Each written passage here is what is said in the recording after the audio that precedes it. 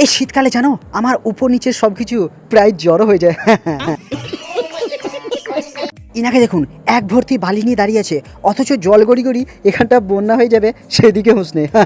সাক্ষ্য প্রমাণ আছে তোমার কাছে। আমার কথাটা মনে হয় ট্রাক্টর দাদা শুনতে পেয়ে গেছে, তাই হঠাৎ করে সেখান থেকে পালিয়ে গেল। একটা সময় নির্ঝুম সকাল, আমি একাই হাঁটছি, হঠাৎ করে ব্রিজের তলায় এই লাইটটা এবারে হাঁটাটা করলো বলি। আর কিছুক্ষণ পরই করবে।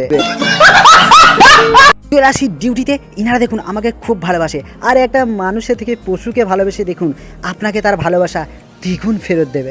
আপনার বুদ্ধি ভালো।